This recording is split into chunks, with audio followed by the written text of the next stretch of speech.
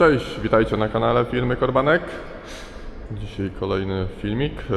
Dzisiaj tak trochę nietypowo, bo pokażemy Wam ciągnik Zetor model 8441, który był oferowany jako używany w sprzedaży, ale już nieaktualny. Ale tak trochę dzisiaj inny odcinek zrobimy, trochę o historii, bo to też taka ciekawa historia z tymi ciągnikami. No i dzisiaj nagrywamy na myjni, bo na dworze zimno już, a na myjni jest cieplej, w miarę jasno tu jest, więc tak ponagrywamy. To akurat jeszcze mogę Wam pokazać na szybko.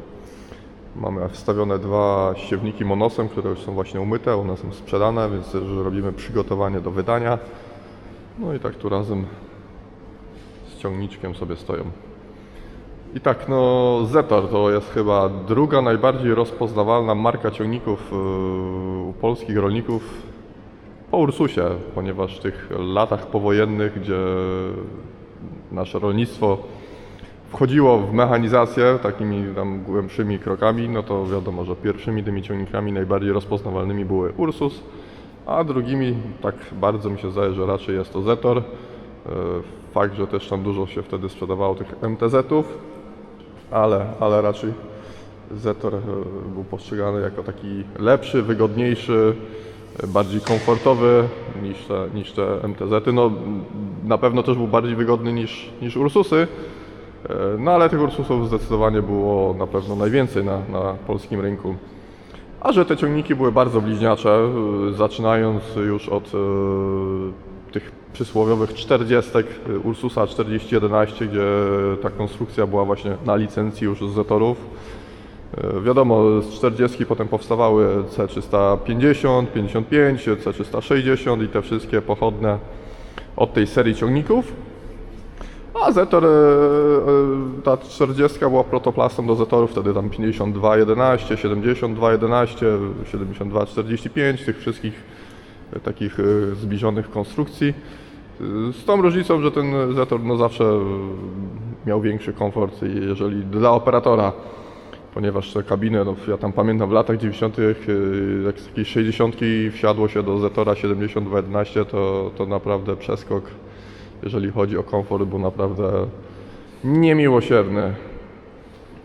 Wygłuszenie kabiny, sama jakość tej kabinie, no i tylny most, gdzie w tych naszych 60 robił bardzo dużo hałasu, bo miał proste zęby, a Zetor montował skośne, że te tylne mosty dużo ciszej pracowały.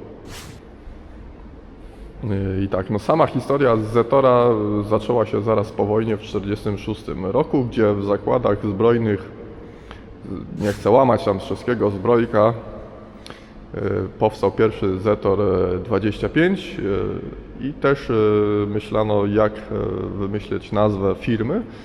I tak wzięto pierwszą literę, czyli Z od nazwy tej firmy zbrojącej się tam.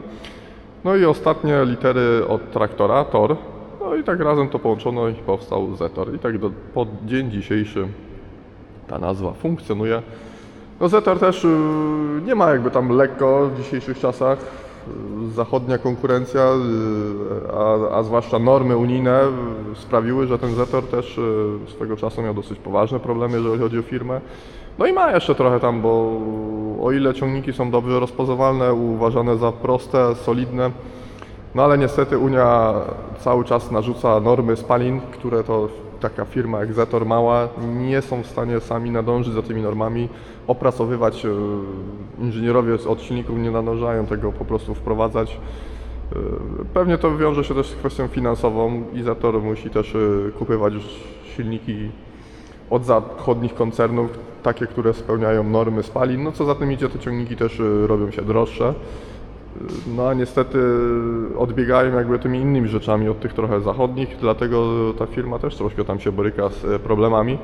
Aczkolwiek nie można im zarzucić, bo naszego Ursusa już tam dawno nie ma, a ten Zetor cały czas funkcjonuje i takie małe państwo potrafi być jakby tam nawet niezależne, można powiedzieć, bo jakby się coś dzisiaj stało, to są w stanie sami produkować swoje ciągniki.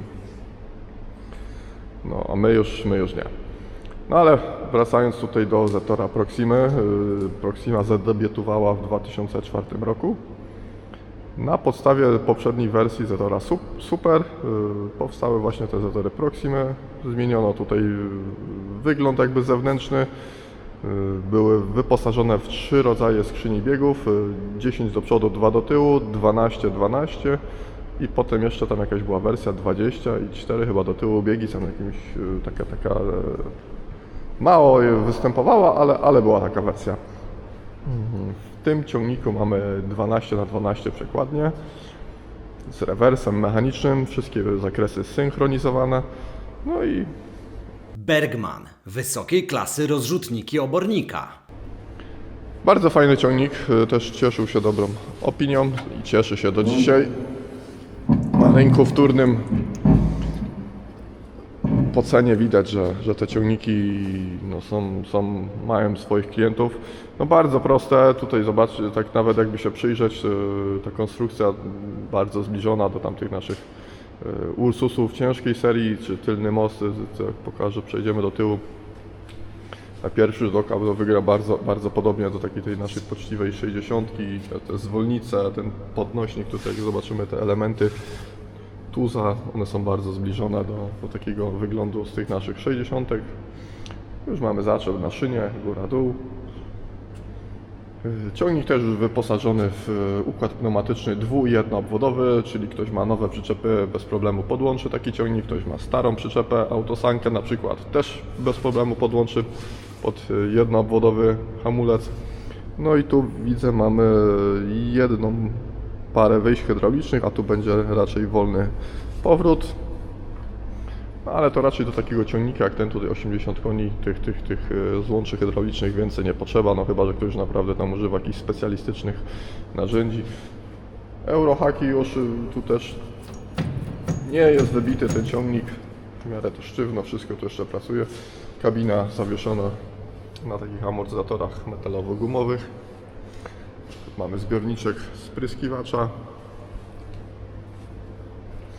Zbiornik paliwa fajnie jest wyprowadzony już z boku, łatwe do tankowania. Nie tak to kiedyś było w tych naszych ciągnikach, tych Ursus czy Zetorach, że tam od góry trzeba było lać, znaczy w sumie tylko Ursusach.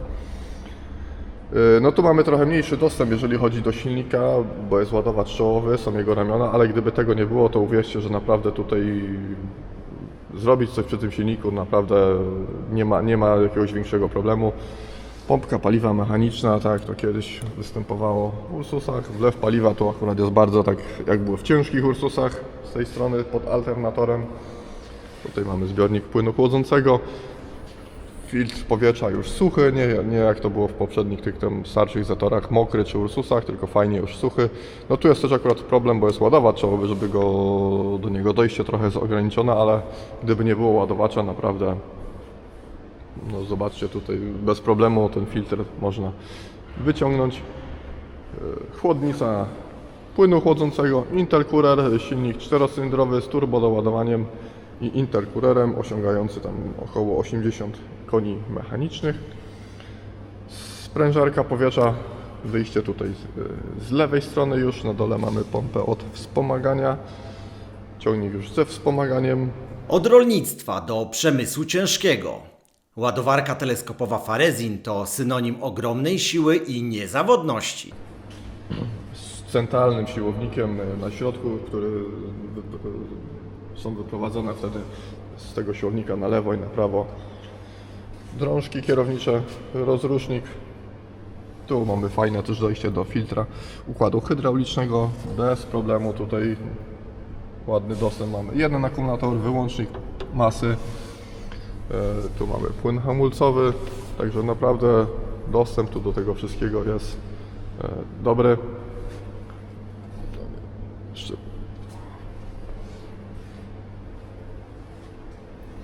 Ciągnik wyposażony w 4 halogeny robocze z tyłu, no ten akurat ma 3, bo jeden gdzieś już się nam zapodział. Z przodu mamy 2 halogeny robocze, ładne, duże lusterka. Oj, muszę sobie pomóc, od drzwi się nie trzymają. Kabina duża, przestronna, tak w tych starych Zetorach. Fotel pasażera opuszczany, no jego się podnosi do góry. Jest to bardziej przyjazne wtedy dla operatora. Wchodzenie, zamkniemy sobie tylko maskę, żeby pokazać jeszcze jaki jest widok z kabiny. Ciągnik wyposażony w ładowacz czołowy, taki 80 koni ciągnik z ładowaczem czołowym, taki naprawdę fajny, pomocniczy ciągnik do małych, średnich gospodarstw. Do małych to może służyć nawet taki główny ciągnik. Już wchodzę. Jeszcze siłą i drzwi nie trzyma, muszę sobie troszkę pomóc. O, tu jakieś miejsce na napój. W czasie pracy ciągnik już wyposażony w gniazdo zasilające do maszyn towarzyszących. Bez problemu można podłączyć jakiś tam opryskiwacz ze sterownikiem, czy rozsiewacz, czy prasę jakąś. Tak jak mówiłem, tu jest naklejka, jeszcze się zachowała. Ten ma ciągnik skrzynię przekładniową 12 do przodu, 12 do tyłu i biegi jakby ten żółw zając, czyli polowe, szosowe, tak potocznie ono zwane. No i dźwignia zmiany kierunku, rewers mechaniczny. Co do ładowacza czołowego, na pewno jest już też dużym ulepszeniem, ułatwieniem. Hamulec ręczny, załączanie wałkawą, to tak jak w Zetorach, tak standardowo. Jak kiedyś było, tak jest. Podnośnik mechaniczny z regulacją dźwigniami, czyli to też już tak standardowo.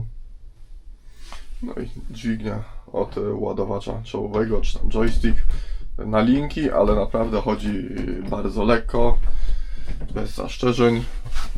Ciągnik ma, nie wiem czy tu będzie widać, a troszkę nam tutaj zaparowało, ale pokażę 3000 godzin. Deska rozdzielcza, wiadomo, z wszystkimi kontrolkami ostrzegawczymi.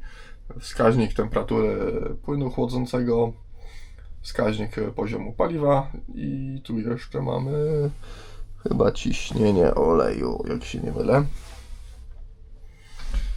No i poza tym włączniki gaz ręczny, blokada mechanizmu różnicowego na elektrozawory, załączanie przedniego napędu też na elektrozawory, no i reszta tutaj tych włączników to są od świateł, sprzęgło.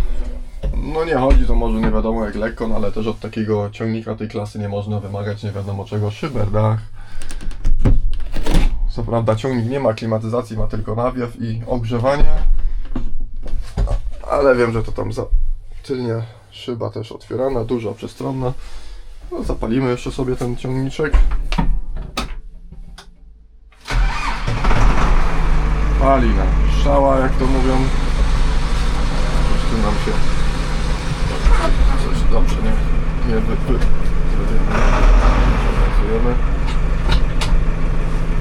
Jakaś kontrolka świeci czerwona, ale ona jak poprzednio zapaliłem też po chwili gaśnie, więc się proszę tym nie bać.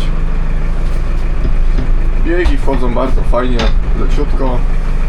O, widzicie właśnie, zgasła ta kontrolka chyba od zapchania jakiegoś filtra olejowego. W miarę wyciszona kabina. Ciągnik bardzo żwawy. Pracuje zdrowo. No i takie mamy charakterystyczne, że ciągnika nie gasimy kluczykiem, tylko musimy pociągnąć taką dźwignię, żeby odłączyć zasilanie paliwem odcinka. Na dzisiaj byłoby to na tyle. Jeżeli macie jakieś pytania, to oczywiście piszcie w komentarzach. Nie zapomnijcie o rączce w górze. No i zapraszam do śledzenia naszego kanału. Trzymajcie się, hej! Kliknij jeden z polecanych filmów, aby obejrzeć najlepsze produkcje na naszym kanale. Zasubskrybuj kanał, aby być na bieżąco i nie przeoczyć nowego filmu. Nowe filmy dodajemy codziennie o godzinie 6 rano, a shortsy od 17 do 22.